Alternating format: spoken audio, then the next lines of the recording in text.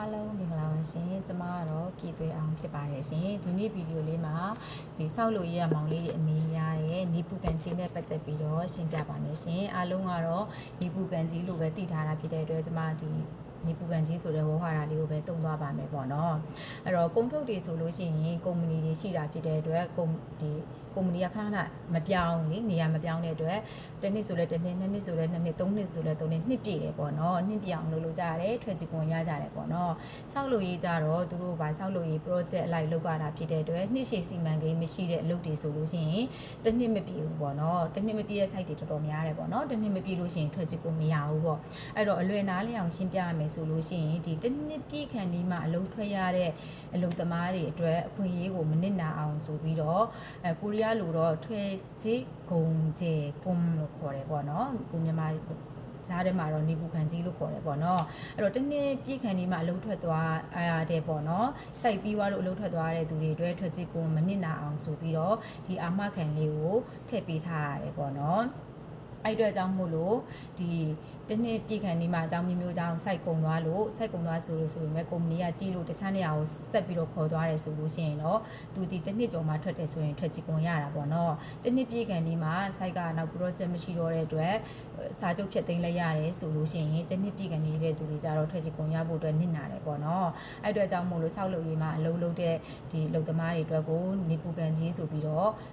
ထည့်ပေးထားရတယ်ပေါ့နော်အဲ့တော့နေပူကန်ကြီးဆိုပြီးတော့ထွက်ကြည့်ကုန်အစားပေါ့နော်တစ်နှစ်မပြည့်တဲ့သူတွေဒါပေမဲ့လည်းတစ်နှစ်ပြည့်သွားလဲပဲပေါ့နော်တစ်နှစ်ပြည့်အောင်လုပ်တယ်ဆိုရင်ထွက်ကြည့်ကုန်လဲရတယ်ပေါ့နော်အခုနေပူကန်ကြီးလဲစစ်ကြီးလေးလို့ရစရာရှိရင်လည်းထပ်ထုတ်လို့ရတာပေါ့နော်အဲ့တော့အဓိကပြောချင်တာကတော့အဲ့ဒီနေပူကန်ကြီးဒီထွက်ကြည့်ကုန်အတွက်မနစ်နာအောင်လို့ထည့်ပေးထားတာဖြစ်တယ်ပေါ့နော်အဲ့တော့နေပူကန်ကြီးကိုအရင်ဆုံးဒီကုမ္ပဏီမှာသူ့ရဲ့ဌာနမှာလှမ်းပြီးတော့စစ်လို့ရတယ်ပေါ့နော်ဖုန်းနံပါတ်ကတော့16661133ကိုဖုန်းဆက်လိုက်ပါဖုန်းဆက်ပြီးသွားလို့ရှိရင်သူတို့ကမှ speaker auto တန်နဲ့ထွက်လာတယ်ပေါ့နော်လူကြီးမင်းရဲ့ ID ကတ်နံပါတ်ကိုရိုက်ထည့်ပါဆိုရင်ကိုယ့်ရဲ့ ID ကတ်နံပါတ်ကလေးကိုနှိပ်ထည့်ပြီးသွားလို့ရှိရင် shop ကိုနှိပ်လိုက်တယ်ဆိုရင်သူတို့ကလူကြီးမင်းကအခုဆိုလို့ရှိရင်နေပူကန်ကြီးပေါ့နော်ရက်ပေါင်းဘယ်နှစ်ရက်ရှိသွားပါပြီပတ်စံဘယ်လောက်ရကြရှိပါပြီဆိုပြီးတော့ပြောတယ်ပေါ့နော်အဲ့တော့နေပူကန်ကြီးထဲမှာပတ်စံရှိတယ်ဆိုပေမဲ့လည်းရက်ပေါင်း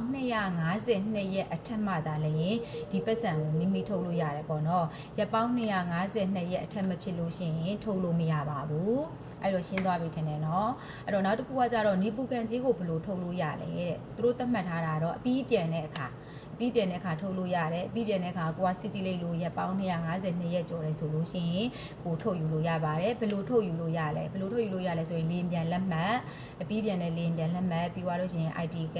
passport ပတ်စံငွေစီခြင်းနဲ့ဘန်စာအုပ်နဲ့ဌာနမှာဓာတ်ရိုက်သွားပြီးတော့ရှောက်လို့ရတယ်လို့ကျမတို့စင်တာမှာလည်းလာရောက်အကူအညီတောင်းလို့ရပါတယ်ရှင်အဲ့တော့တချို့ကကြတော့ဗီဇာတွေအများကြီးကျန်နေတာနဲ့ပေါ့နော်ကိုဒီအပြီးပြန်မှုလုပ်ထားတယ်ဆိုလို့ရှိရင်တော့ကိုယုံစင်တာကနေပြီးတော့အပြီးပြန်ကြောင်းထောက်ခံစာစာရွက်ကလေးလိုအပ်ပါတယ်နော်ဟုတ်ကဲ့ပါအဲ့ဒါဆိုလို့ရှိရင်ဒီပူကန်ကြီးနဲ့ပတ်သက်ပြီးတော့ရှင်းသွားမယ်လို့တော့ကျမတို့ထင်တယ်ပေါ့နော်ဗီဒီယိုလေးကအတူလေးပဲရိုက်တာဖြစ်တဲ့အတွက်အမြန်ပြောရခြင်းဖြစ်တယ်ဒီထက်ပိုပြီးတော့အသေးစိတ်ကိုသိချင်တယ်ဆိုလို့ရှိရင်ကျမရဲ့ရုံးဖုန်း